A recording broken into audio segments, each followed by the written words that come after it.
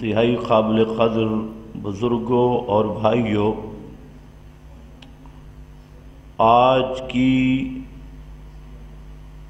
گفتگو کا اصل موضوع دفاع معاویہ رضی اللہ تعالی عنہ اور حضرت معاویہ پر جتنے منافقین اور جاہلوں کے اعتراضات ہیں ان کی حقیقت واضح کرنا مقصود ہے، لیکن اصل مسئلہ کی گفتگو سے پہلے چند ایک اصول اور ضوابط وہ ذہن میں رکھ لینے چاہیے۔ اگر وہ اصول اور ضوابط ذہن میں رہیں تو انشاءاللہ مسئلہ خود واضح ہو جائے گا۔ سب سے پہلا قانون اور ضابطہ یہ ہے کہ مسلمانوں کے مذہب کی کتاب قرآن ہے، اور قرآن مقدس یہ محفوظ کتاب ہے۔ قرآن کریم کے علاوہ دنیا کی کسی کتاب کے متعلق کوئی شخص یہ دعویٰ نہیں کر سکتا کہ وہ اول سے آخر تک محفوظ ہو۔ یہ صرف قرآن ہے کہ جس کے پہلے حرف سے لے کر آخری حرف تک محفوظ قطعی کتاب ہے۔ دوسری بات یہ ہے ضابطہ اور اصول کہ قرآن کریم کی عظمت میں اللہ رب العزت نے 3 کلمات ارشاد فرمائے ہیں۔ اگر وہ 3 کلمات سمجھ آ جائیں تو انشاءاللہ پورے دین کی بنیاد آپ کو سمجھ آ جائے گی۔ ایک کلمہ قرآن کریم کے متعلق اللہ رب العزت نے ذکر کیا کہ ذالک الکتاب لا ریب فیہ، کہ یہ وہ کتاب ہے کہ جس میں ریب، تردد، شک نہیں ہے، شک سے محفوظ کتاب ہے۔ یہ شان بھی صرف قرآن کی ہے، حتیٰ کہ حدیث کی کتابیں چاہے بخاری شریف جیسی عظیم کتاب ہو لیکن وہ لا ریب نہیں ہے۔ مسلم، ابو داؤد، ترمذی، ابن ماجہ، نسائی، کوئی بھی احادیث کا مجموعہ ہے وہ لا ریب نہیں۔ اسی لیے علماء کہتے ہیں اصح الکتب، اصح الکتب، کتابوں میں سے صحیح کتاب، زیادہ صحیح کتاب، لیکن وہ زیادہ صحیح ہے، لا ریب نہیں۔ لا ریب کتاب صرف قرآن ہے۔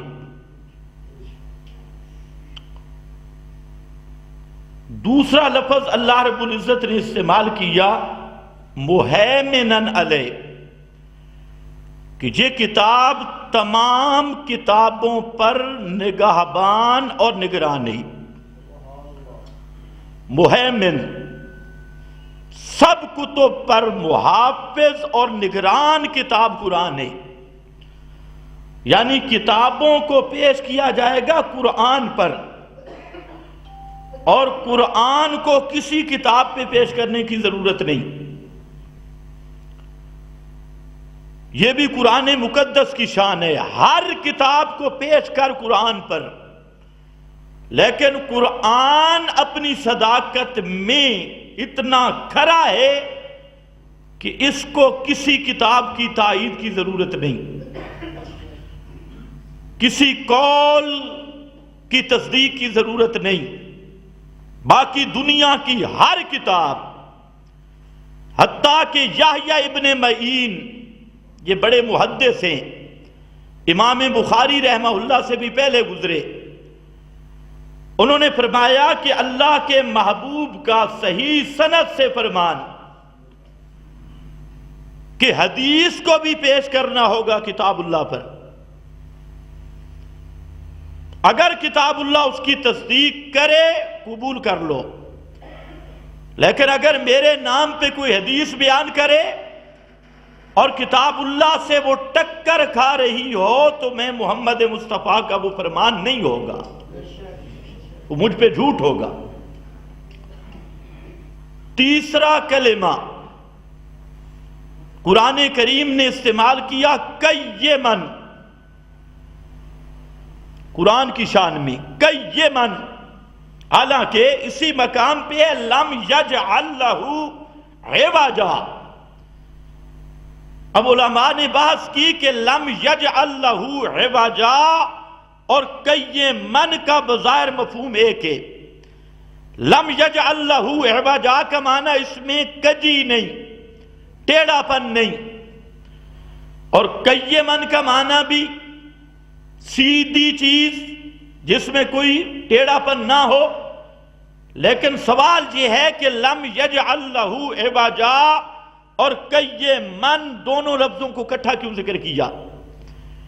تو اللہ رب العزت نے یہ بیان کیا جہاں پر کہ قرآن وہ کتاب ہے جس میں کوئی کجی نہیں، کوئی ٹیڑھا پن نہیں، اور دنیا میں کہیں کوئی کجی آ جائے، کہیں کوئی غلطی آ جائے تو اس غلطی اور اس کجی کو دور کرنے والی کتاب قرآن ہے قیمن۔ اسی لیے اسی پر ذکر کیا المیزان، یہ قرآن یہ ترازو ہے، ترازو مقیاس، اس پہ تولا جائے گا۔ بخاری کو بھی تولیں گے قرآن پہ، مسلم کو بھی تولیں گے قرآن پہ۔ مولوی ڈرتے ہیں، ڈر جائیں، روایات کو بھی تولا جائے گا قرآن پر، حکایات کا تو درجہ ہی نہیں، تاریخی ابحاث تو ہیں ہی پیچھے، جو صحیح الاسانید اخبار احاد کی شکل میں کتب صحاح ستہ کے اندر مواد موجود ہے، اس کے لیے بھی میزان اور ترازو قرآن ہے۔ اور یہ میرا ضابطہ نہیں، خود قرآن میں مہیمنن قیمن لا ریب فیہ المیزان۔ تو حاصل یہ نکلا کہ قرآن مقدس ہمارے ہاں یہ فیصل کتاب ہے اور میزان اور ترازو ہے۔ اگر یہ بات ذہن میں رکھ دیں تو بہت سارے جھگڑوں سے جان چھوٹ جائے گی۔ دوسرا ضابطہ یہ ہے کہ اصحاب پیغمبر صلی اللہ علیہ وسلم یہ تاریخی شخصیات نہیں، پوری امت اس بات پہ متفق ہے کہ صحابہ اصحاب رسول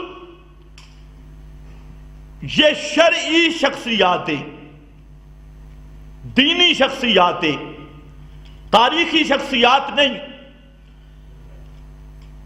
کیا معنی؟ کہ صحابہ کا تعارف تاریخ سے نہیں لیں گے، صحابہ کا تعارف قرآن و سنت سے لیں گے، قرآن سے لیں گے، پیغمبر کے فرمان سے لیں گے، اور دنیا کی جتنی اعلیٰ تاریخ ہو، تاریخ میں صحابہ کو نہیں دیکھیں گے، تاریخ میں دیکھیں گے بعد والوں کو۔ تو اس لیے یہ قانون ذہن میں رکھ لو کہ اصحاب پیغمبر یہ تاریخی شخصیات نہیں ہیں، اور ان کو تاریخ کے آئینہ میں نہیں دیکھا جائے گا، اصحاب رسول کو دیکھیں گے کتاب و سنت کی روشنی میں۔ قرآن کیا کہتا ہے، پیغمبر کا فرمان کیا کہتا ہے۔ نمبر 3، تیسرا قانون یہ ہے کہ جس طرح صحابہ تاریخی شخصیات نہیں، اسی طرح صحابہ عامی شخصیات بھی نہیں ہیں۔ یہ لفظ بھی سمجھو، عامی شخصیات بھی نہیں، عام امتیوں والا مقام بھی نہیں، بلکہ یہ وہ خاص جماعت ہے جس کو اللہ نے اپنے نبی کی سنگت کے لیے منتخب کیا۔ اور اللہ نے خود، نبی کریم صلی اللہ علیہ وسلم نے خود فرمایا اختار لی اصحابی، اللہ نے میرے لیے صحابہ کو چنا ہے۔ یہ پیغمبر کا انتخاب بھی نہیں، یہ رب کا انتخاب ہے۔ یہ شان صرف اصحاب پیغمبر کی کہ اختار اللہ لصحبت نبی ہی، اللہ نے اپنے نبی کی صحبت اور سنگت کے لیے صحابہ کو چنا ہے، منتخب کیا ہے۔ جب وہ منتخب لوگ ہیں تو یہ بات ثابت ہو گئی کہ وہ عامی لوگ نہیں ہیں۔ آج جتنا گند اور کیچڑ اچھالا جا رہا ہے وہ اسی نظریے پر کہ وہ غیر نبی ہیں، جی وہ نبی تو نہیں، وہ معصوم تو نہیں۔ میں نے کہا یہ بات صحیح ہے، وہ معصوم بھی نہیں، وہ نبی بھی نہیں، لیکن اگلا جملہ بھی ساتھ ملا، وہ عامی بھی نہیں، وہ عام امتی بھی نہیں۔ یہ وہ ہیں جن کو میرے رب نے چنا ہے لصحبت نبی ہی۔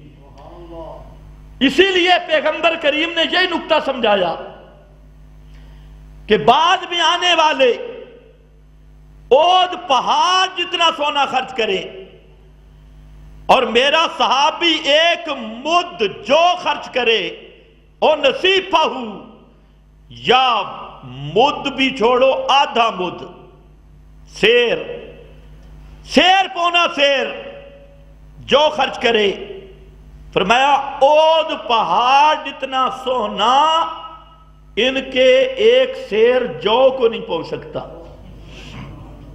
یہ پیغمبر کریم کیا بتانا چاہتے ہیں؟ یہ عامی ہیں، عام لوگ ہیں۔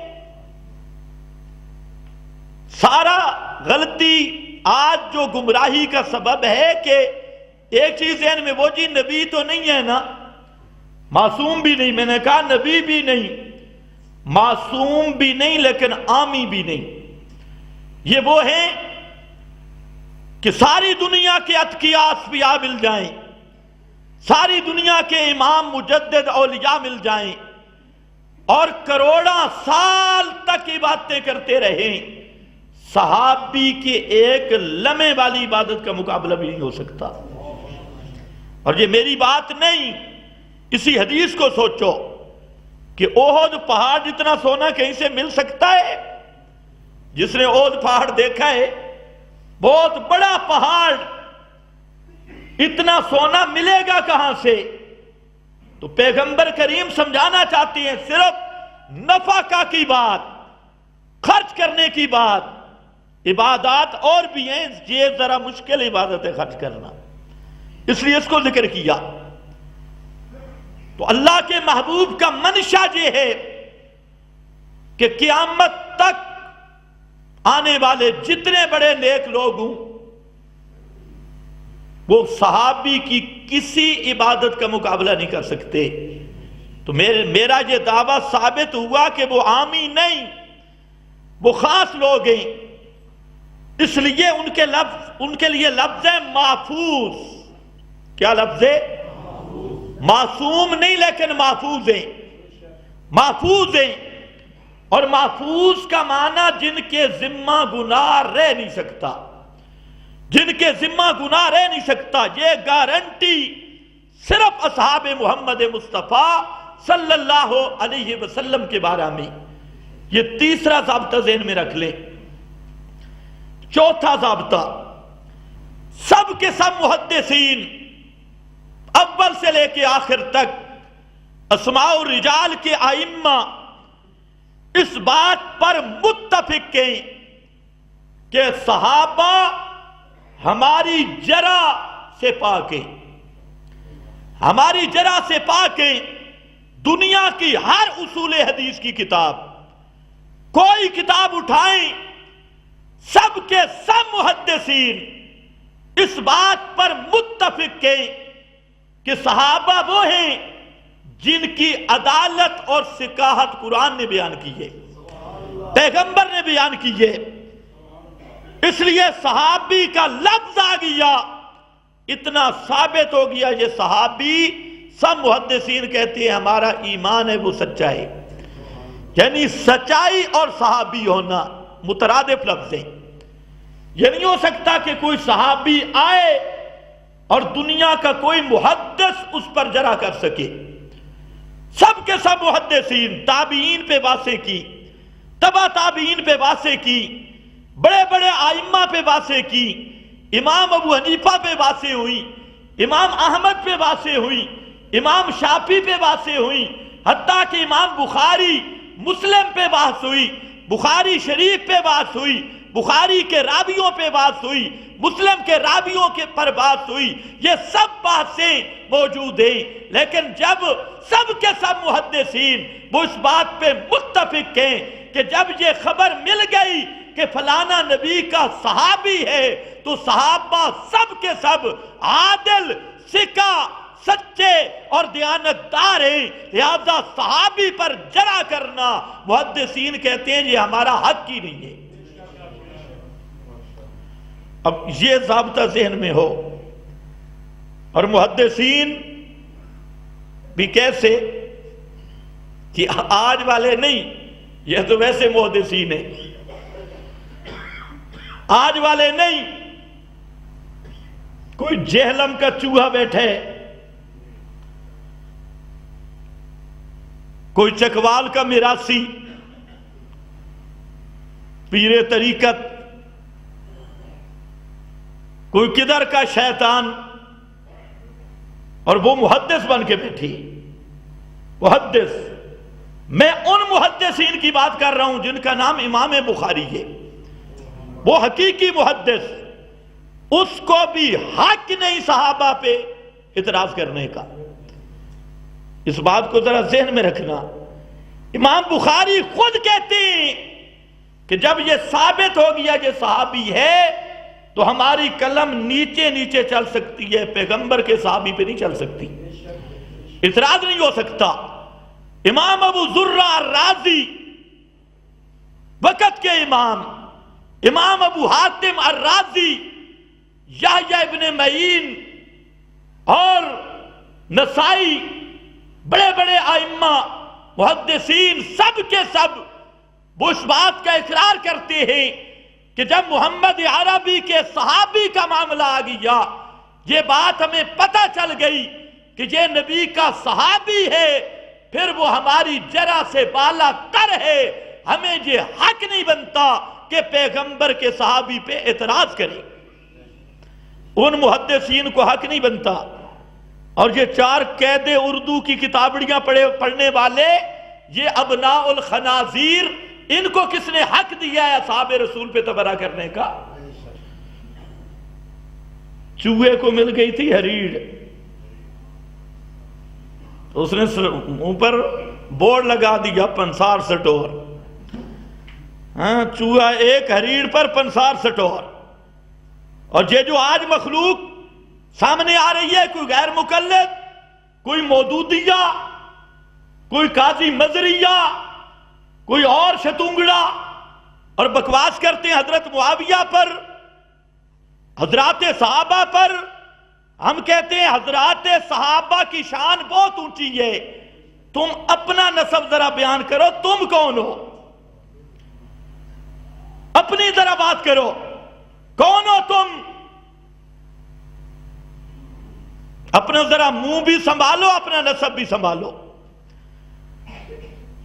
یہ قانون بھی ذرا ذہن میں رکھو کہ سب کے سب محدثین ہر راوی پہ بحث کرتی ہیں، لیکن صحابی پر تنقید کرنا جرات ہی نہیں کر سکتے۔ ائمہ محدثین خود کہتے ہیں کہ بس جب صحابی آ گیا تو جب صحابی ثابت ہو گیا تو سچا بھی ثابت ہو گیا، امانت دار بھی ساری شرطیں ثابت ہو گئی، سب کے سب محدثین متفق ہیں۔ کتنے قانون آگے؟ 4۔ 5واں قانون، جب صحابہ کی عدالت قرآن سے ثابت، پیغمبر کے فرمان سے ثابت، تو پھر ذہن میں بات رکھ لو، اگر کوئی ایسی روایت بخاری میں آ جائے، مسلم میں آ جائے، جس کے راوی سب ثقہ ہوں اور وہ خبر باعث صحیح بظاہر لگ رہی ہو، اگر کسی صحابی کی شان کو مجروح کرے، وہ روایت مردود ہوگی، اس کو دیوار پہ مارا جائے گا۔ پیغمبر کے صحابہ کی عظمت راویوں کی عظمت سے کہیں اونچی ہے۔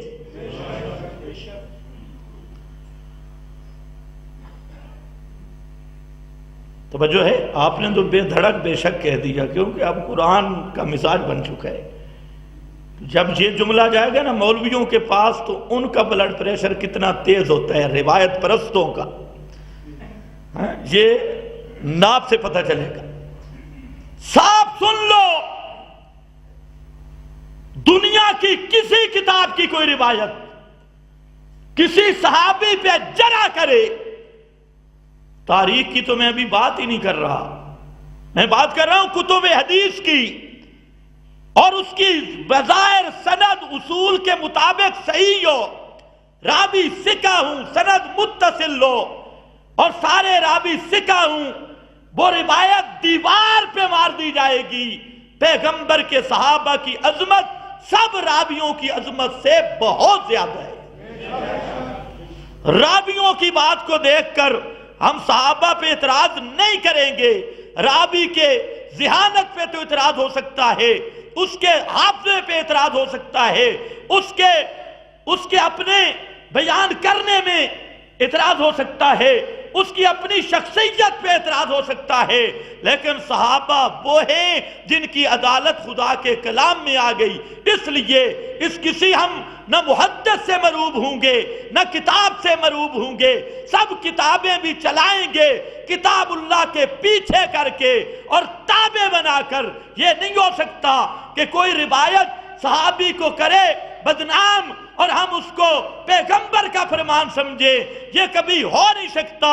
پیغمبر کا فرمان ہو، صحابی کو مجروح کرے، صحابہ پہ تان ہو، خدا کی قسم وہ روایت واجب الرد ہوگی، وہ کسی شیطان کی من گھڑت تو ہو سکتی ہے، کبھی پیغمبر کا فرمان نہیں ہو سکتا۔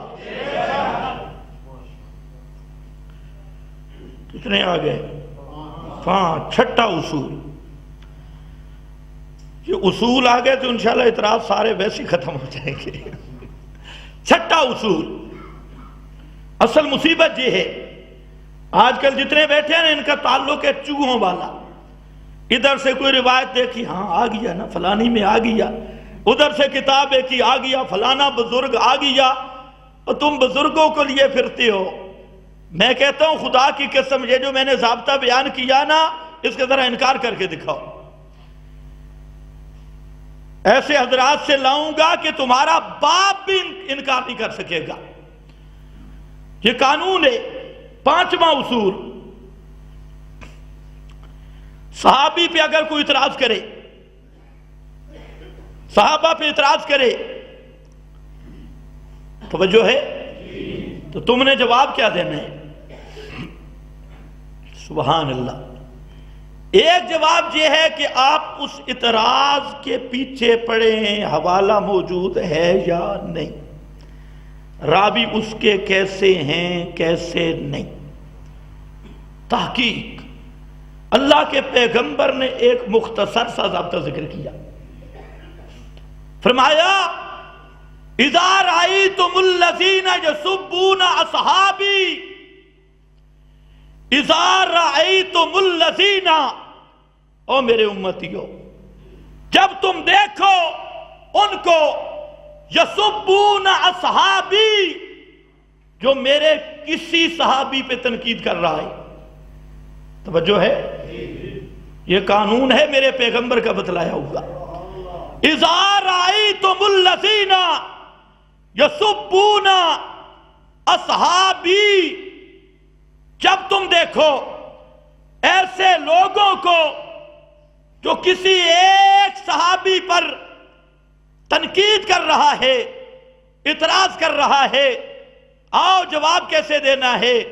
فرمایا فقولو، اجمالی جواب. فقولو، یہ فاتیہ تاکید مع الوصل کے لیے، اور تاکید مع الوصل کا معنی تم نے دیر نہیں کرنی، تم نے سوچنا نہیں، یہ نہیں دیکھنا کہ اس کی پگڑی کتنی بڑی ہے، یہ نہیں دیکھنا کہ یہ اپنے آپ کو دیوبندی کہلوا رہا ہے یا بریلوی کہلوا رہا ہے یا اہل حدیث کہلوا رہا ہے یا مودودی صاحب کہلوا رہا ہے. یہ تو تب دیکھیں کہ تم تأمل کرو، غور و فکر. فرمایا نہیں، جب بھی میرے کسی صحابی پہ کوئی تبرہ کرے، تم نے سوچنا بعد میں ہے، تم نے دیکھنا بعد میں ہے. ایک کام پہلے کرنا ہے، فَقُولُوا لَعْنَةُ اللَّهِ عَلَىٰ شَرِّكُمْ. سب سے پہلے کہو تمہارے اس بکواس پہ خدا کی لعنت اور پھٹکار ہو. سب اعتراضوں کا جواب آیا یا نہ آیا؟ فَقُولُوا، سب بولو، فَقُولُوا لَعْنَةُ اللَّهِ عَلَىٰ. سبحان اللہ. اللہ کے محبوب نے یہ نہیں فرمایا لعنت اللہ علی قولکم علی شرکم. بتا دیا کہ صحابہ کی عظمت قرآن سے ثابت، ان کی ثقات صداقت حدیث سے ثابت. اب جو کسی صحابی پہ بکواس کرے گا وہ شر ہوگا، وہ شر ہوگا، وہ بکواس ہوگا، اس میں کوئی صداقت نہیں ہوگی. اللہ کے محبوب نے خود دفاع بتا دیا کہ میرے کسی صحابی پہ کرے تنقید، میرے صحابی پہ کرے تبرہ، فرمایا شرکم. اس کو کہ اے بکواس کرنے والے، جو تو بیان کر رہا ہے یہ تیرا شر ہے، تیرا بکواس ہے، تیرا جھوٹ ہے، تیرے جھوٹ پہ خدا کی لعنت اور تجھ پہ بھی خدا کی لعنت. تحقیقیں تو بعد میں رہ گئی. یہ اجمالی جواب ہے، یہ حدیث بھلانی نہیں. اذا رأیتم الذین یسبون اصحابی فقولوا لعنت اللہ علی، شاباش بولو، لعنت اللہ علی شرکم. شرکولو تم کہو، شرکم. یہاں پر ذرا تقسیم دیکھنا.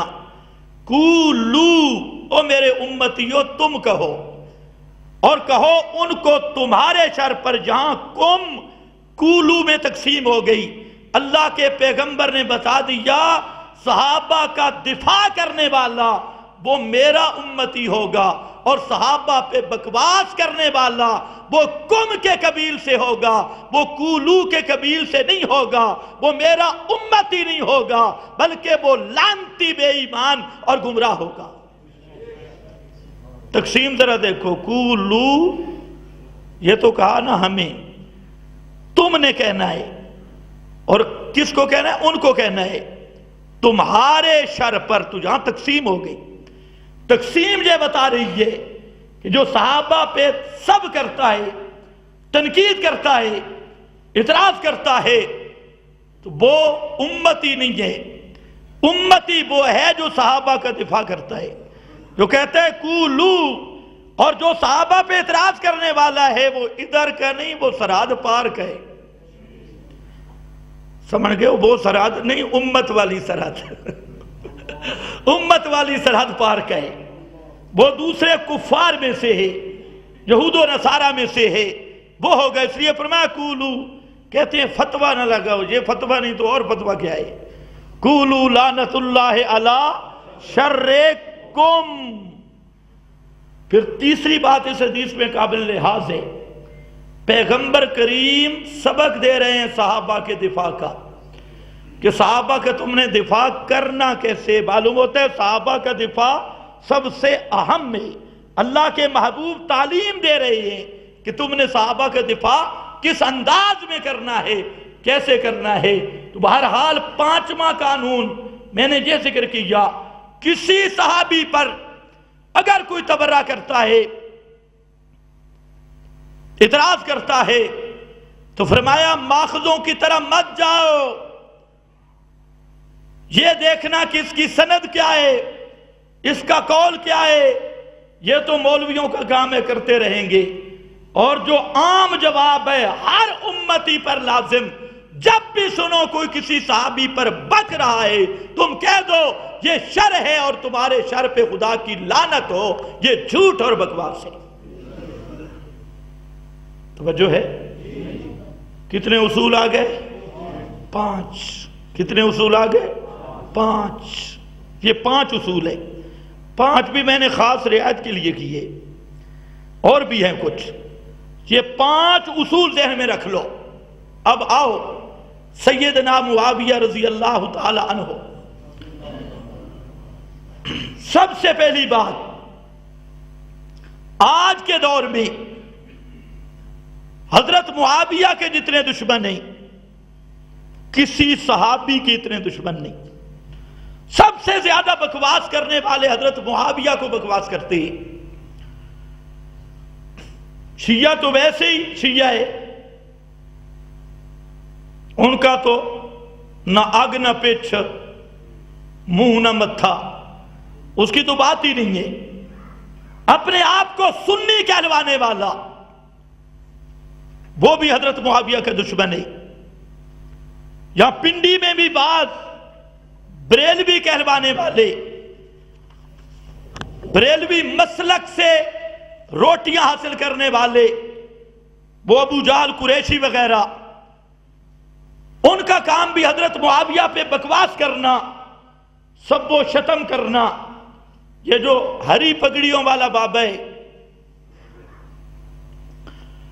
وہ قادری، اس بیچارے نے کہہ دیا حضرت معاویہ کی شان میں کچھ اچھے الفاظ،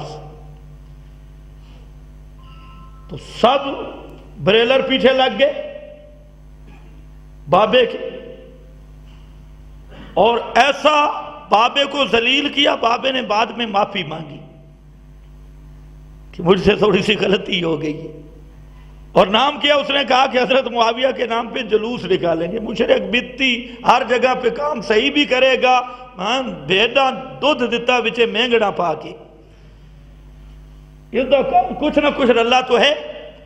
خیر اس نے منقبت شان معاویہ پر چند جملے کہے، آگ لگ گئی سب کو۔ وہ لاہور والا پادری ڈاکٹر طاہر القادری، وہ پادری صاحب کا بھی پارا تیز ہو گیا، اور کہتے ہیں یہ ہمارا سنی عقیدہ نہیں۔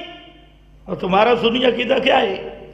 لیکن وہ بابا پڑا ہوا نہیں تھا، وہ جو ہری پگڑی والا ہے تو وہ بیچارہ تو صرف مرید نچانے والا ہے۔ ورنہ ان بریلویوں کو بھی دیکھنا چاہیے کہ بریلوی مسلک کا امام احمد رضا خان، جو امام اہل البدع، ان کا سب سے بڑا مولوی ہے، جن کو یہ کہتے ہیں اعلی حضرت، باقی سارے ہیں ادنا حضرت، اور احمد رضا خان کون ہے؟ اعلی حضرت۔ اعلی حضرت نے لکھا، قاضی اجاز کی عبارت نقل کی، لیکن چونکہ معرض استدلال میں نقل کی، بڑا پیارا جملہ لکھا، کہتا ہے من سب معاویہ تھا، من سب معاویہ تھا، جو آدمی معاویہ پہ تنقید کرے، معاویہ کو برا سمجھے، فہو قلب من کلاب الحاویہ، وہ جہنم کے کتوں میں سے ایک کتا ہے۔ جہنم کے کتوں میں سے ایک، اونچا بولو، جہنم کے کتوں میں سے ایک۔ یہ فتویٰ کس کے؟ احمد رضا خان کا۔ فتاوی رضویہ میں نے کہا ڈاکٹر طاہر القادری صاحب ذرا آؤ، قلب من کلاب الحاویہ، اور کہتے ہیں یہ رضا کے نیزے کی مار ہے کہ عدو کے سینے میں غار ہے، اور احمد رضا خود کہتا ہے ملک سخن کی شاہی تجھ کو رضا مسلم، جس طرف بھی آ گئے چھکے چھڑا دیے۔ اب ذرا چھکے چھوٹ دے دیکھو۔ وہ کہتا ہے جو حضرت معاویہ پہ بکواس کرے، تنقید کرے، وہ جہنمی کتوں میں سے ایک کتا ہے۔ تو میں نے کہا اس کا اجرا کر لے، یہ پنڈی والا قریشی بھی کلب من کلاب الحاویہ، احمد رضا کے فتوے سے جہنم کے کتوں میں سے ایک کتا، ڈاکٹر طاہر القادری بھی احمد رضا کے فتوے سے جہنم کے کتوں میں سے ایک کتا، عرفان مشہدی بھی احمد رضا کے فتوے سے جہنم کے کتوں میں سے ایک کتا۔ میں نے کہا بریلویو ذرا اپنے مولویوں کو نقاب اٹھا کے دیکھو، احمد رضا خان اگر سچا تو ان کنگوروں کو سنبھالو جو رات دن حضرت معاویہ پہ بھونکتی۔ ویسے جملہ بہت عجیب کا ہے، یہ ہے جملہ قاضی ایجاد رحمت اللہ علیہ کا، من سب معاویہ وہو کلب من کلاب الحاویہ۔ اسی طرح بعض دیوبندی کہلوانے والے، یہ چکوال میں ایک قاضی مظہر گزرا، اس نے حضرت معاویہ پہ تنقید کی اور رافضیوں کی طرح تنقید کی۔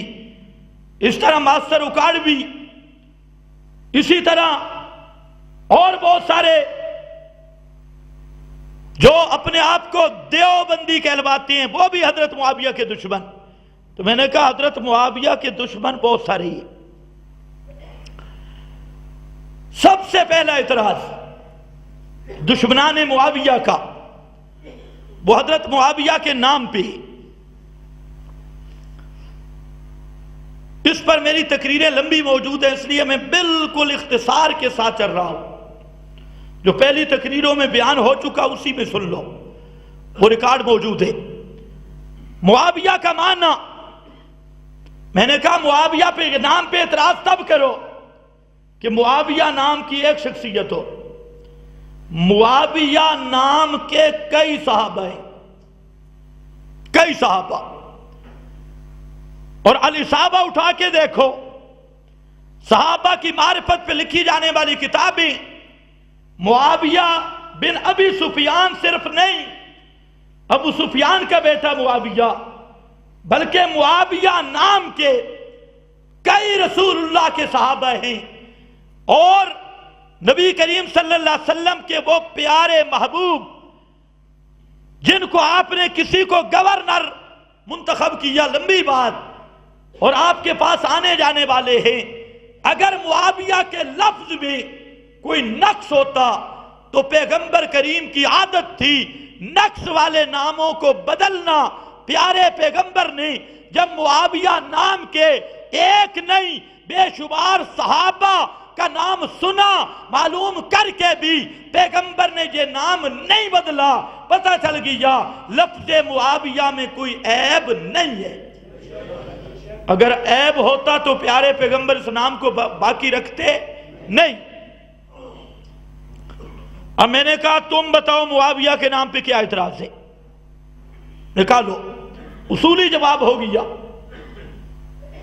اب جو معترض ہیں ہم کہتے ہیں بتاؤ معاویہ کے نام پہ اعتراض، تو کہتے ہیں جی معاویہ کا معنی ہے بھونکنا۔ سنتے ہو، خیر انشاءاللہ جو کرے گا اپنے اوپر ہی الٹے ہوگے۔ اب دیکھو قولوا لعنت اللہ علی، اب دیکھو لعنت پڑتی کیسے۔ کہتے ہیں معاویہ کا معنی بھونکنا، او واہ، وہ عربی میں بھونکنے کو کہتی۔ میں نے کہا کہ اس معترض نے صرف تک بھی نہیں پڑھا، اگر صرف تک کی نرا جاہل بلکہ اجہل۔ معاویہ کا معنی بھونکنا نہیں، جس مادے سے تو لے رہا ہے معاویہ، اگر اس مادے سے لوں تو یہ ہے معاویہ مفاعلہ، مجرد نہیں مزید ہے، اور مجرد اور مزید کا فرق ہوتا ہے عربی گرامر سے۔ اگر مجرد ہوتا تو تیرا معنی مان لیتا، لیکن یہ مفاعلہ مزید ہے اور اسی عوا سے لینا ہے تو معاویہ کا معنی ہوگا بھونکوانے والا۔ کیا معنی ہے؟ جس مادے سے وہ لے رہا ہے، تو معنی پھر بھونکنے والا نہیں بنتا، بلکہ کیا ہے؟ بھونکوانے والا۔ سارے بولو کیا؟ بھونکوانے والا، بھونکوانے والا۔ لغت میں تو دہشت گردی نہ کرو نا، لغت میں تو قائم رہو۔ تیرے والا مادہ میں نے لے لیا، ہوا یابی سے لے رہا ہوں، لیکن ہے مزید، کہیں مہنگا نہ پڑ جائے۔ کھانے والا کھلوانے والا، فرق ہے یا نہیں؟ پینے والا پلوانے والا، فرق ہے یا نہیں؟ جی نہیں فرق؟ یہ فرق ہوتا ہے مجرد اور مزید کا۔ تو اب سن، تیری لغت بولتا ہوں۔ معاویہ کا معنی، اور جس کو دیکھ کر کتے بھونکیں، بھونکوانے والا، جس کو بھونکنے والے بھونکیں۔ تو معاویہ کے معنی میں بھی یہ ہے کہ جو معاویہ پہ اعتراض کرے، سمجھ لو کہ کتا بھونک رہا ہے۔ لعنت اللہ علی شرکم، یہ اسی سے ثابت ہوگی یا کہ معاویہ پہ اعتراض کرنے والا، چاہے وہ دیوبندی کہلوا کے اعتراض کرے، بریلی کہلا کے اعتراض کرے، اہل حدیث کہلوا کے اعتراض کرے، مودودی کہلوا کے اعتراض کرے، شیعہ کہلوا کے اعتراض کرے، جو معاویہ پہ اعتراض کرتا ہے، اللہ نے معاویہ کا نام بھی وہ منتخب کیا، اللہ نے اس نام سے ظاہر کر دیا کہ معاویہ کا معنی بھونکوانے والا، لہذا جو معاویہ پہ اعتراض کرے گا وہ کتا بن کے معاویہ پہ بھونک رہا ہے۔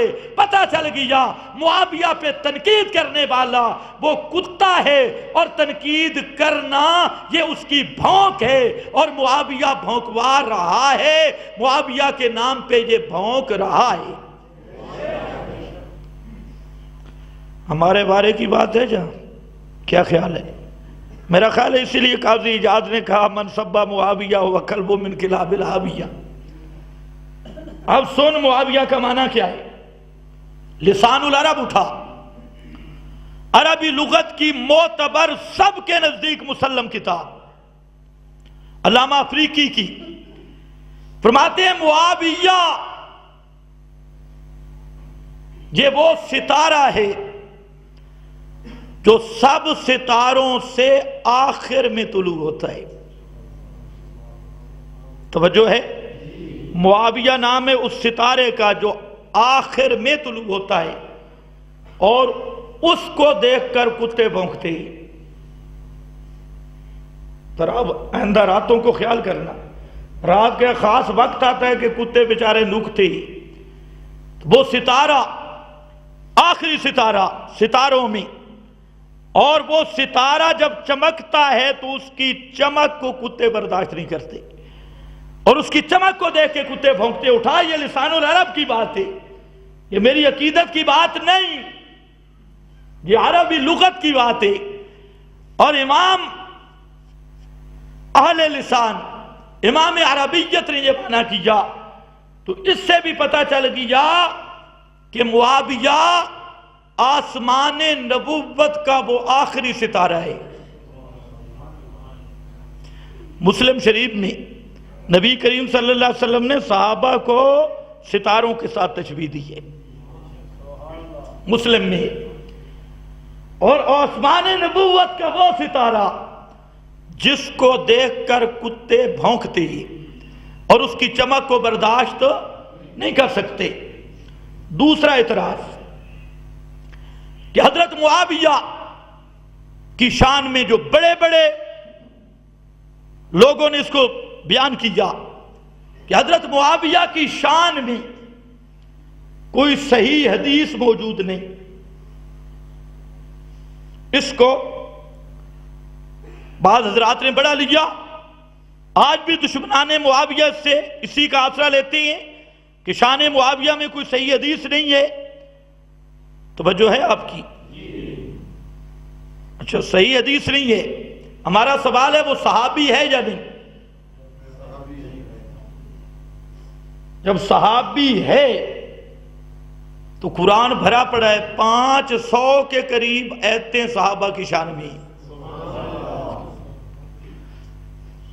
توجہ ہے؟ پھر خاص روایت کی کوئی ضرورت ہے؟ جب قرآن کہتا ہے اولئک ھم الراشدون، اولئک هم المؤمنون حقا اولئک علی ھدی من ربہم واولئک هم المفلحون اولئک هم الصادقون اولئک هم الصدیقون کلا وعد اللہ الحسنی. فتح مکہ سے پہلے آئے بعد میں آئے. کلن وعد اللہ الحسنی من المہاجرین والانصار والذین اتبعوہم بإحسان رضی اللہ یہ تو لقد تاب اللہ علی المہاجرین والانصار. یہ جو سارا قرآن بھرا ہے صحابہ کی عظمت سے، صحابہ کی شان سے، یہ نظر نہیں آتا؟ جس طرح وہ ہے نا دوسرے للڑ برادری، وہ کہتے ہیں کوئی ایک ضعیف حدیث بتاؤ کہ رسول پاک قبر پہ نہیں سنتے. ایک ضعیف حدیث بتاؤ کہ رسول پاک قبر پہ نہیں سنتے. تو ہم کہتے ہیں ہم صحیح قرآن لا ریب قرآن دکھاتے ہیں کہ کوئی بھی قبر پہ سنتا ما انت بمسمع من فل. اتنا صاف لا ریب کتاب، لیکن ان کو کتاب پر گزارا نہیں. کہتے روایت بھی ہو تے ضعیف ہو، خود ضعیف پیش کرنی، ہمیں بھی کہتے ہیں ضعیف ہی پیش کرو. اسی طرح کی یہ بھی ابن سبا کی نسل ہے. کہتے ہیں کوئی خاص روایت نہیں. میں نے کہا ایتوں کو مان لے، روایتوں پہ بعد میں جاننا. لیکن جب میں نے روایتیں نکالی تو ایسی کھری نکلیں گی تمہارے باپ سے بھی جواب نہیں ہوگا. تمہیں کوئی آدمی ملا نہیں. آیات میں حضرت معاویہ کا مقام ہے، صحابہ کا مقام ہے. اور یہ 5 قانون جو میں نے ذکر کیے، پہلا قانون قرآن کا کہ قرآن مقدس نے اصحاب رسول سب کو جنتی فرمایا. قرآن مقدس نے اصحاب رسول سب کو مغفور فرمایا. قرآن مقدس نے اصحاب رسول سب کو محفوظ فرمایا. قرآن مقدس نے اصحاب رسول سب کو مرضی عند اللہ ذکر کیا. اور قرآن مقدس نے اصحاب رسول سب کو محبوب الہی ذکر کیا. جب قرآن نے بتا دیا سب صحابہ راشد ہیں، جب قرآن نے بتا دیا سب صحابہ مغفور ہیں، جب قرآن نے بتا دیا سب صحابہ محفوظ ہیں، جب قرآن نے بتا دیا سب صحابہ پہ اللہ راضی ہے، جب قرآن نے بتا دیا سب صحابہ کی خطائیں معاف ہیں اور وہ پکے جنتی ہیں، ان پہ جنت واجب ہے. جب قرآن نے یہ مسئلہ طے کر دیا اب روایتوں کی طرف جانے کی ضرورت کیا پیش آئی؟ یہ مسئلہ تو صاف ہے. لیکن اگر تمہیں ضد ہے، آؤ روایت پرستوں سے میری بات ہے. جن کا قرآن پہ ایمان ہے وہ قرآن کی آیات پہ راضی ہے. فَبِأَيِّ حَدِيثٍ بَعْدَ اللَّهِ بَآيَاتِهِ كِتَابِهِ يُؤْمِنُونَ. اللہ نے فرمایا اگر میرے قرآن کو نہیں مانتے تو اور کس بات پہ یہ ایمان لائیں گے؟ ایک آدمی کا قرآن پہ ایمان نہیں، لیکن بخاری شریف توجہ ہے اصل پیش کا اصل ہماری قرآن ہے. اس کے بعد احادیث میں یہ قانون ذہن میں رکھ لو، جب ایک اصل ہو اصل کو مضبوط ہونا ضروری ہے. جب اصل مضبوط ہو جائے تو باقی چیزیں حسن روایتیں وہ بھی قابل قبول ہیں، حسن لعینی لغیرہی تب بھی قابل قبول ہیں، لیکن ان کو بھی ہم بطور تائید کے پیش کریں گے. جب ایک اصل کتاب السنہ یہ بھی قانون ہے. 6 نمبر پہ یاد رکھ لو، ایک اصل صحیح سند سے ثابت ہے، قطعی ثابت ہے. اب اگر اس کے ضمن میں جو روایات آ رہی ہیں وہ مؤید بالاصل ہیں اور اگر اسی مضمون کی ہیں، اس کو ہم کہتے ہیں مؤید بالنصوص، مؤید بالاصل. تو وہ روایات سندیں کمزور بھی ہوں لیکن اصل پہ پیش کرنا وہ بالکل ٹھیک ہوتا ہے، کیونکہ ایک چیز کی جب اصل ثابت ہو گئی، دار و مدار ثابت ہو گیا تو باقی روایات اس اصل کے ساتھ مل کر مضبوط ہو گئی. اب یہ ہے بخاری شریف.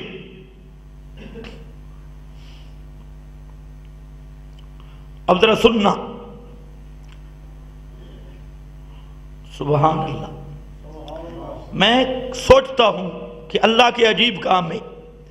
اللہ کے نبی صلی اللہ علیہ وسلم نے اور بھی بڑی پیشین گوئیاں ذکر کی ہے، لیکن پیشین گوئیاں دو قسم کی ہوتی ہے. ایک پیشین گوئی ہوتی ہے قرائن کو دیکھ کر، قرائن سے پیشین گوئی ہوتی ہے.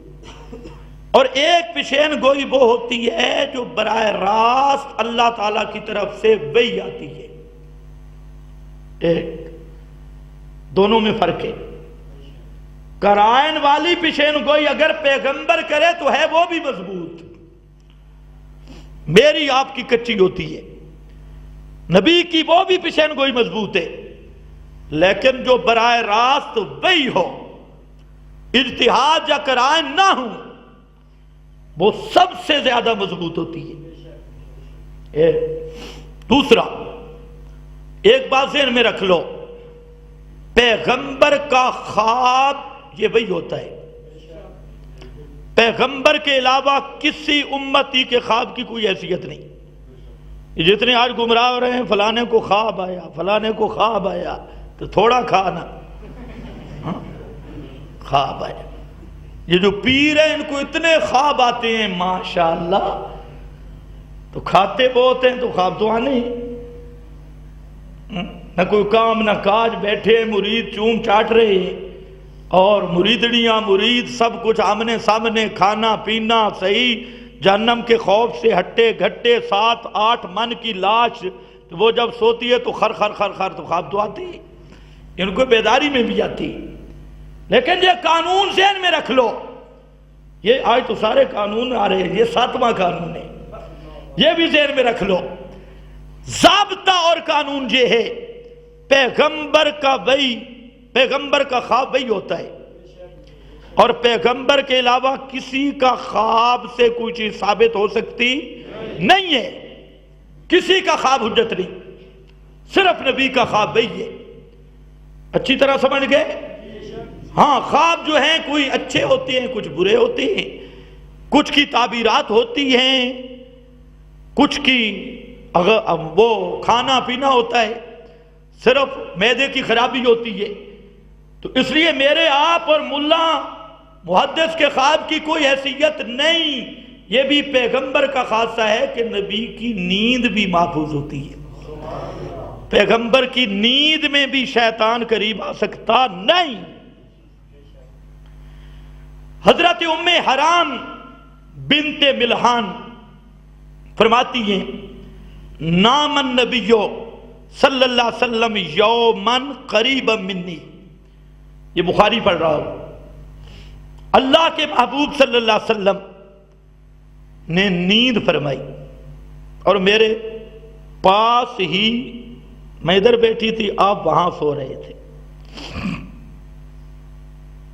اچھا، نیند کس چیز کا نام ہے؟ جلدی بولو، کوئی ٹائم نہیں ہے. جب آپ سوتے ہیں تو دنیا کا آپ کو پتہ لگتا ہے نا جی؟ دنیا کی چیزیں نظر آتی ہیں. عالم خواب کا معاملہ جدا ہے، لیکن دنیا کی چیزیں نظر آتی. اچھا، نظر آ رہی ہوں تو اسے نیند کہتے ہیں؟ سوچو صحیح. دنیا کی چیزیں آپ دیکھ رہے ہیں، ابھی آپ دیکھ رہے ہیں تو کوئی شبہ کر سکتے ہیں آپ سو گئے ہیں؟ نیند کا معنی یہ ہے کہ عالم دنیا کا ادراک ختم ہو جائے اور عالم مثال، عالم خواب کی طرف ادراک منتقل ہو جائے. جب تک دنیاوی ادراک ہے وہ نیند نہیں. پیغمبر کریم کو جب نیند آ گئی تو اب دنیا کا ادراک، بولو بولو، نہیں ہے. یہ جو کچھ لوگ کہتے ہیں جی نبی نیند میں بھی دنیا کا پتہ چلتا ہے، تو یہ نیند کے منکر ہے. اگر نیند میں دنیا کا پتہ چلے وہ نیند ہی نہیں ہے.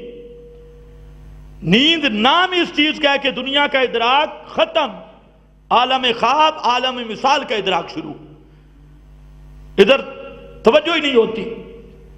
تو پیغمبر کو نیند آ جائے تو قریب کے احوال کا بھی پتہ چلتا. اونچے بولو نا، مسئلہ سمجھو. اچھا یار، آپ سو گئے، بخاری اور مسلم، صحابہ بھی سو گئے. حضرت بلال کی ڈیوٹی تھی صبح اٹھانا ہے. سورج نکل آیا، نماز صبح کی رہ گئی، شکر ہے ریونڈ والوں کو پتہ نہیں چلا، نہیں تو یہ 80 عقب والا جھوٹ یہاں پر بھی لے آتے 2,88,00,000 پتہ نہیں کہاں، تو وہ یہ دیکھتے نہیں کہ کدھر یہ اندھے کا پولا ہے جہاں لگ جائے، ہے وہ بھی جھوٹ۔ اچھا خیر، آپ کی نماز رہ گئی، ساتھ حضرت علی بھی تھے، صحابہ بھی تھے، حتیٰ کہ سورج نکل آیا سامنے، آپ کو پتہ نہیں چلا، روشنی صبح کی ہوئی پتہ نہیں چلا۔ روشنی بندے کے اوپر آ جاتی ہے نا، صبح والی روشنی بندے کے اوپر آتی ہے کہ نہیں؟ سورج والی روشنی سے پہلے والی صبح صادق والی روشنی وہ بھی طاری ہوئی پیغمبر کے وجود پہ، وہ بھی نہیں پتا۔ سورج کی روشنی آئی، وہ بھی نہیں پتا۔ حتیٰ کہ من حر الشمس، سورج جب گرم ہوا نا تو سورج کی گرمی لگی، تب رسول پاک کی آنکھ کھلی۔ تو معلوم ہوتا ہے پیغمبر پہ بھی نیند آ جائے تو اپنے وجود کا بھی پتہ چلتا، اردا گرد کے احوال کا بھی پتہ چلتا نہیں۔ ایمان سے بتاؤ، نیند میں نہیں پتہ چلتا تو موت کے بعد؟ اگر نیند میں پتہ نہیں چلتا تو موت کے بعد بھی پتہ چل سکتا نہیں۔ ضد نہ کیا کرو، قرآن و سنت کا مسئلہ سمجھو۔ خیر، فرمایا نام النبی صلی اللہ علیہ وسلم، اللہ کے محبوب سو گئے، ثم استيقظ يتبسم، آپ بیدار ہوئے اور آپ مسکرا رہے تھے، خوش تھے، نیند سے اٹھے، بیدار ہوئے، مسکرا رہے تھے۔ اچھا، ثم استيقظ، اٹھے، يتبسم، فقلت ما اضحكك، فرماتی ہیں میں نے پوچھا اللہ کے محبوب کس چیز کی وجہ سے آپ ہنس رہی ہیں؟ توجہ ہے آپ کی میری طرف، کس چیز کی وجہ سے آپ ہنس رہی ہیں؟ پوچھا۔ فرمایا اناس من امتی غرزوا علی یرکبون ھذا البحر، فرمایا نیند کے اندر میری امت کے وہ افراد مجھ پہ پیش کیے گئے، اللہ نے مجھے دکھلائے۔ اب ذرا دیکھنا کہ جو یرکبون ھذا البحر الاخضر، وہ اس سمندر جو سب سمندر ہے بحر اخضر، اس پر اس طرح چل رہے تھے جیسے تختوں پہ بادشاہ بیٹھتی۔ ذرا ایک ایک لفظ قابل غور ہے، ایک ایک، وہ بادشاہ جیسے بیٹھتی، اس طرح اس سمندر کی پیٹھ پر تھے۔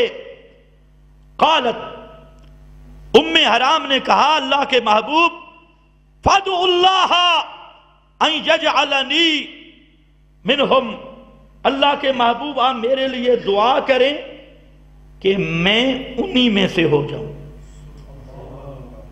توجہ ہے، اللہ کے رسول صلی اللہ علیہ وسلم اٹھے، آپ ناراض تھے یا خوش تھے؟ ہنس رہے تھے۔ یتبسم، معلوم ہوتا ہے جہاں ذکر معاویہ آتا اللہ کے رسول خوش ہوتے، ہم مسکرا رہے ہیں۔ پوچھنے والا پوچھتا ہے کہ اللہ کے رسول کیوں ہنسے؟ فرمایا میں نے کچھ لوگ دیکھے اپنی امت کے، اور وہ سمندر پہ ایسے چل رہے تھے جیسے بادشاہ الملوک وہ اسرہ اور تختوں پہ ہوتی ہیں۔ ام حرام نے کہا فادعوا اللہ، اللہ کے محبوب دعا کر کہ اللہ مجھے انہی لوگوں میں کر دے۔ توجہ ہے، ام حرام نے فضیلت سمجھی یا نہیں سمجھی؟ جی یہ کیا سمجھ کے کہہ رہی ہے، جنتی ہیں یا کوئی اور شک والی بات ہے؟ آگے اللہ کے رسول نے نہیں فرمایا کہ ام حرام وہ تو بڑے خطرناک لوگ ہیں، وہ تو یہ وہ تو کیوں دعا کرتی ہے کہ ان میں ہو؟ اللہ کے فدعا لہا، نبی کریم صلی اللہ علیہ وسلم نے دعا کی ام حرام کے لیے کہ اللہ تجھے انہی لوگوں میں سے کر دے۔ ثم نام الثانیہ، پھر آپ سو گئے۔ ففعل مثلہا فقالت مثل قولہا، آپ پھر اٹھے، پھر ہنس رہے تھے، اور پھر ام حرام نے پوچھا، آپ نے وہی جواب دیا۔ ام حرام نے کہا کہ یا رسول اللہ میرے لیے دعا کر، فقالت ادعو اللہ ان یجعلنی منہم، میرے لیے دعا کر کہ اللہ مجھے ان میں سے کر دے۔ فقال انت من الاولین، فرمایا تو پہلے والوں سے ہو چکی ہے، جو پہلے والے میں نے دیکھے تھے ان میں سے ہو چکی ہے۔ اب یہ کیا تھا؟ ام حرام نے دعا کروائی، آپ نے دعا کی، وہ پہلی جماعت جو میں نے دیکھی تھی ان میں سے تو ہو چکی ہے۔ فخرجت مع زوجہا، عبادہ یہ ام حرام حضرت عبادہ بن صامت کی بیوی تھی، یہ اپنے خامند کے ساتھ جہاد میں نکلی۔ اول ما رکب المسلمون البحر مع معاویہ تھا، مع معاویہ تھا، یہ وہ پہلا سمندری بیڑا تھا جس کو تیار بھی حضرت معاویہ نے کیا، اور حضرت معاویہ کی عمارت میں یہ ام حرام بھی نکلی، حضرت عبادہ بن صامت صحابی بھی نکلے۔ فنزل الشام، یہ شام جب پہنچے تو فقربت الیہا دابہ، تو وہ ان کے سامنے، ام حرام کے سامنے سواری لائی گئی، وہ سواری پر چڑھی، سواری پر گری اور وہاں شہید ہو گئی۔ اس حدیث کو دیکھو ایمان کی نظروں سے کہ اللہ کے محبوب صلی اللہ علیہ وسلم صاف لفظوں میں، آگے یہ بھی آ رہا ہے دوسری حدیث ہے، وہ فرمایا اول جیش من امتی یغزون البحر قد عوجبوا، یہ وہ لوگ ہیں جو سب سے پہلے سمندری جہاد کریں گے، میرے نبی نے فرمایا کہ ان پر جنت واجب ہے، عوجبوا۔ اب یہ حدیث کی ایک ایک کڑی شان امیر معاویہ رضی اللہ تعالیٰ عنہ، حضرت معاویہ کی صحبت بھی ثابت ہو گئی، اور حضرت معاویہ کا جنتی ہونا بھی ثابت ہو گیا، اور حضرت معاویہ کے گروہ میں شامل ہونے کی دعا حضرت عبادہ بن صامت کی بیوی ام حرام نے کی، پیغمبر کریم نے اس کے لیے دعا کی، اسی لشکر میں وہ شہید ہو گئی۔ تو اس سے بڑی فضیلت کا کیا معنی ہے؟ سب سے بڑی فضیلت، سب سے بڑی منقبت، اور دنیا کا کوئی محدث، دنیا کا کوئی بڑا علم والا اس روایت کے کسی راوی پہ انگلی ذرا لگا کے دیکھے، بالکل صاف روایت، شفاف روایت جو حضرت معاویہ کی عظمت کو بیان کر رہی ہے، حضرت معاویہ کے جنتی ہونے کو بیان کر رہی ہے۔ جب اللہ کے محبوب خوش ہیں عظمت معاویہ پر، اور اللہ کے محبوب حضرت معاویہ کی عظمت بیان کرتے ہیں، ان کا محال اور ان کا جنتی ہونا بیان کرتے ہیں، اگر آج کا کوئی چوڑا غیر ثابت النسب حضرت معاویہ پہ اعتراض کرتا ہے تو یہ اعتراض معاویہ پہ نہیں ہوگا، یہ اعتراض محمد مصطفیٰ کی زبان پہ ہوگا۔ یہاں سے ہماری تقریر اب اسٹارٹ ہو رہی تھی، وقت ختم ہو گئی ہے، انشاءاللہ آئندہ جمعہ یہاں سے آگے شروع کروں گا۔ اب سب بیٹھے رہو بڑے اطمینان کے ساتھ۔ میں صرف 2-3 منٹ کے لیے اپنے بھائی ابراہیم صاحب کو گزارش کروں گا کہ وہ آپ سے چند باتیں کریں۔ باتیں آپ کو پتہ ہے جو انہوں نے کرنی ہے، لیکن ان کا دکھ آپ سنیں بھی صحیح اور تھوڑا سا احساس بھی کریں، اتنی بات ہے۔ اس کو بند کر دو۔